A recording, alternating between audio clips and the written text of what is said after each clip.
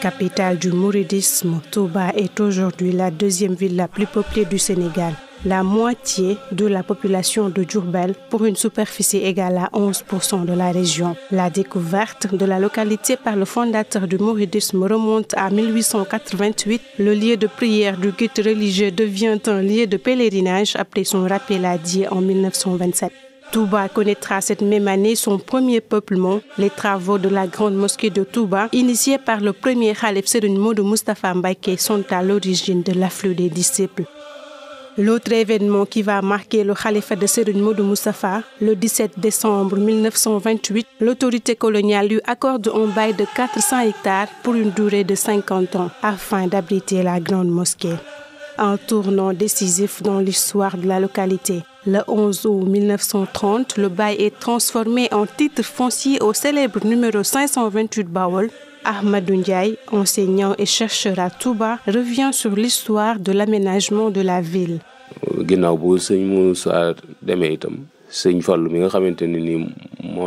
À la disparition de Serigne Moustapha, c'est son fils Serigne Fallou qui a pris la relève.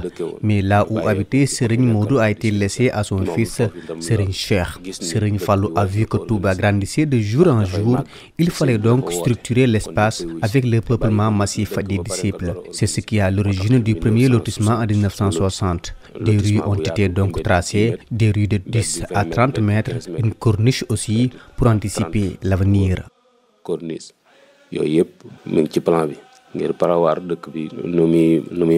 Après ce premier lotissement de 1960, d'autres quartiers voient le jour pour accueillir les disciples mourides. Sous le règne du troisième khalife Serigne Abdou Lahad, l'appel au peuplement de Touba devient officiel. Entre 1970 et 1976, sa population est ainsi passée de 6 000 à 29 000 habitants. Quiconque a une maison à Touba, elle sera son témoin le jour du jugement dernier. C'est cet appel qui a fait venir les disciples en masse. Lui aussi, il a procédé à de grands lotissements, mais les khalifes ne vendent pas les parcelles. Ils les donnent gratuitement aux personnes qui manifestent le désir d'habiter. Le peu d'argent qu'on demande aux bénéficiaires, c'est pour les frais de bornage qui revenaient au chef de village et ça ne dépassait pas 2 000 francs CFA. Les terrains sont gratuits, mais la vente est autorisée pour les bénéficiaires s'ils le souhaitent. Les chefs de village sont délégués par le khalife pour officialiser ces échanges et ils ont mis en place tout un système de formalisation. À Touba, on appelle communément village les grands quartiers du fait de leurs étendues et les nombreuses sous-localités qu'ils englobent. Serigne Moustapha Mbacké est le chef de l'un des premiers villages Darou Minam. Attestation de mutation et attestation de cession de peine. Nous produisons 2 types de papiers qu'on ne retrouve peut-être pas ailleurs. Il s'agit de l'attestation de mutation et l'attestation de cession de peine. Tous ces deux n'ont pu être officialisés qu'en 1997. L'attestation de mutation, c'est pour le propriétaire qui ne possède aucun papier. Il vient donc déclarer les conditions d'acquisition de sa maison et on lui fait ce papier qui est marqué dans le registre à partir de cette date. Le permis d'occupation peut aussi être émis à partir de cette attestation. Quant à l'attestation de cession de peine, c'est pour le propriétaire qui veut céder sa maison à une autre personne. Sur ce papier figure le montant de la maison si elle est vendue, ainsi que les signatures de l'acquéreur, de celui qui cède, et du secrétaire du chef de village.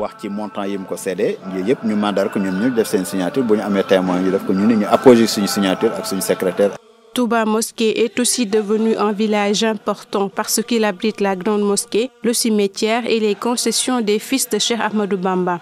C'est aussi à partir de Touba Mosquée que le khalife exerce son contrôle territorial sur la ville. Cheikh Mbaye est assistant du chef de village. On a introduit une méthode au niveau de Touba Mosquée. Au niveau de Touba Mosquée, nous avons introduit une nouvelle méthode. On certifie l'acceptation de vente, la promesse de vente et l'acte de vente et tout est informatisé. La promesse de vente est signée par celui qui veut vendre sa maison devant le chef de village, tandis que l'acheteur signe l'acceptation de vente. C'est pour éviter que les deux rompent le contrat déjà signé devant le chef de village. C'est une garantie. Un accord signé devant le chef de village, Touba Mosquée, Darou Minam et le village originel d'Ar Khoudoss sont le bloc urbain de la ville. Situé au sud de la grande mosquée entre Touba et Mbacké, le village de Darou Marnane s'est développé en dehors de cet espace urbain. Sa population s'est multipliée par 8 entre 1970 et 1988. Mohamed Diop est le chef du village depuis 1985. À chaque fois que le calife faisait des lotissements, il nous demandait de céder les parcelles gratuitement aux disciples. C'est ainsi qu'on a procédé jusqu'à ce que Darou Marnane n'ait plus de réserve foncière. Sinon, actuellement, il arrive qu'un propriétaire décide de vendre parce qu'il a un besoin d'argent ou qu'il veuille vivre ailleurs. Ou même parfois, dans le cadre de l'héritage, une maison familiale est vendue.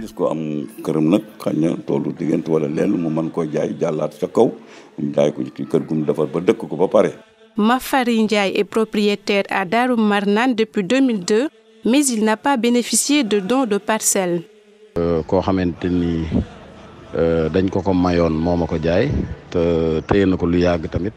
C'est un bénéficiaire de dons de parcelles qui m'avait vendu cette maison, mais quand il me l'avait vendue, les papiers m'ont été délivrés par le chef de quartier qui était en fait le témoin de la vente. Mais je ne me suis pas arrêté là et je suis parti au niveau de la mairie pour avoir un autre papier plus officiel.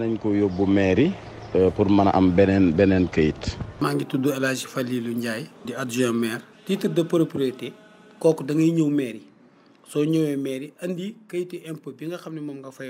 il y a un autre type de papier appelé titre de propriété. Il faut venir à la mairie muni du document délivré par les impôts ou le certificat de domicile délivré par le chef de quartier pour que la mairie délivre cette attestation certifiant que les papiers de la maison sont valides. On ne le faisait pas auparavant, maintenant si, car les usagers des banques ne pouvaient pas avoir de garantie pour leurs emprunts étant donné que le titre foncier de Touba est unique.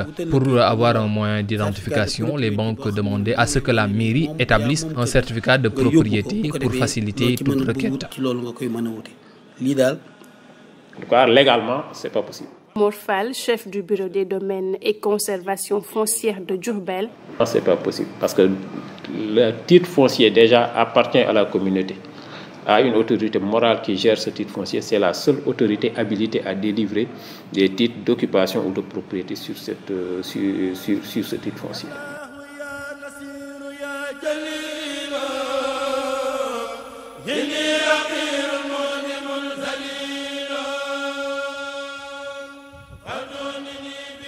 En 2002, une demande d'extension du titre foncier est accordée par l'État du Sénégal au nom de Serigne Saliou Mbacké, khalife de l'époque.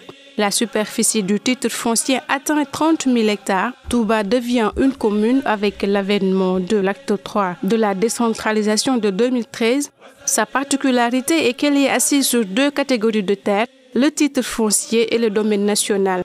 Comparé aux autres types de droits immobiliers, le titre foncier marque la pleine propriété sur la terre. Selon Morphal, chef du bureau des domaines et conservation foncière de Diourbel, les municipalités n'ont aucune compétence sur les 18 villages englobés par le titre foncier 528. La commune a des compétences en matière domaniale qui dérivent un peu de la loi de 2013 sur le Code général des collectivités territoriales. Ces compétences varient suivant la nature du foncier. Sur les titres des particuliers, titres fonciers appartenant à particuliers, la commune n'a aucune mission, aucune compétence. C'est au niveau des terres du domaine national que la commune a des compétences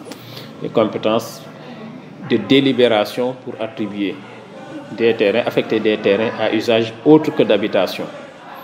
Maintenant, pour pouvoir affecter des terrains à usage d'habitation, normalement la commune doit délibérer en réalité pour un lotissement. Lotissement administratif qui va suivre les procédures d'autorisation, de morcellement, de bornage sur le terrain, de réception. Et après seulement cette procédure, on procède à ce qu'on appelle en fait la commission d'attribution. La commission d'attribution, elle est présidée par le maire. Et c'est dans le cadre de cette commission, normalement, que l'on délivre titre d'occupation à usage d'habitation. Le sous-préfet soutient que la mairie peut intervenir dans la commune, mais sous certaines conditions. Donc la commune ne peut pas acquérir des logements dans le titre foncier elle peut quand même bénéficier de la volonté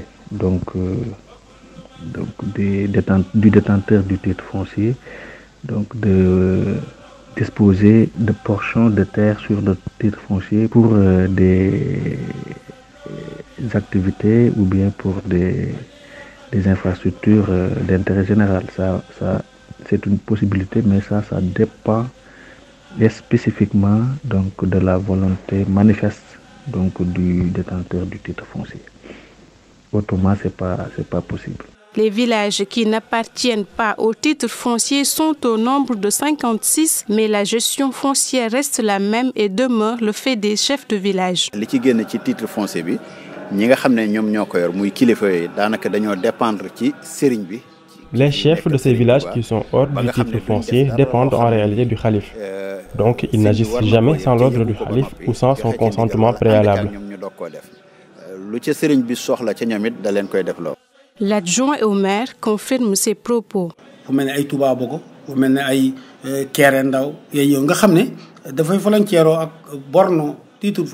Des villages comme Touba Bogo ou encore Kerendaou sont frontaliers aux bornes du titre foncier, mais n'empêche, ils appartiennent à la commune de Touba, dans la région de Diourbel. La preuve, c'est nous qui en assurons la gestion. Nous gérons aussi les installations d'eau ou encore la construction d'écoles. Mais concernant les terres des paysans, la commune n'a pas de compétences à ce niveau. C'est du ressort des chefs de village.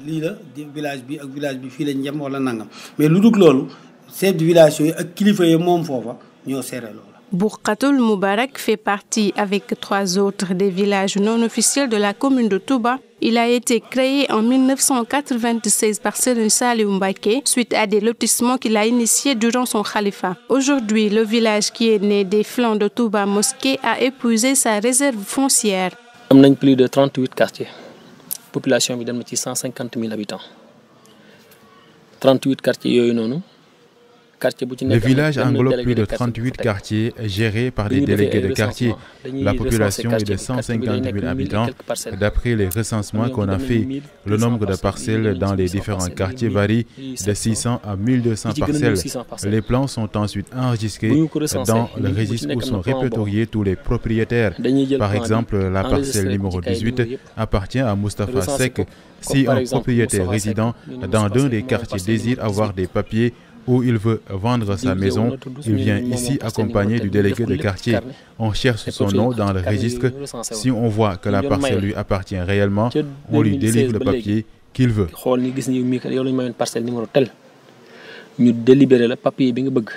La fixation des prix des maisons ou parcelles n'est pas du ressort des chefs de village, mais de celui des propriétaires. Le prix aussi doit varier. Parce que le quartier est prix évalué à 3 millions. Les prix des maisons varient. Dans ce quartier, ils sont évalués à 3 millions, 2 millions, voire 1 million de francs CFA. Mais ça dépend aussi de l'emplacement de la maison. Tu vois, cette maison à étage là, comme c'est près du marché, le terrain a été vendu à 22 millions de francs CFA. Si tu dépasses le marché, les terrains ne coûtent pas plus de 5 millions. Pour dire encore une fois que ça dépend de la localisation et du propriétaire qui fixe ses propres prix.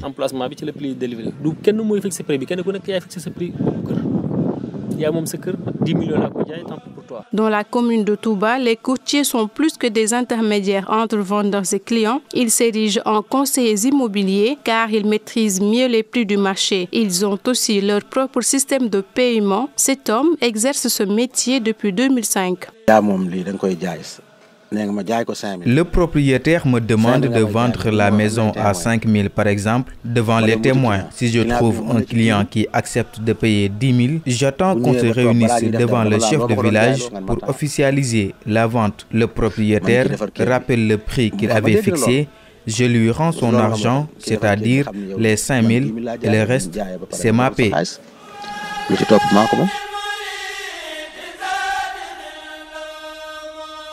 La sacralité de Touba est comme consacrée par la pleine propriété foncière du guide religieux du mouridisme, mais aussi par son autonomie dans la gestion des terres. La commune, elle, semble s'être adaptée à cette situation inédite en renonçant à ses attributs en matière de gestion terrienne.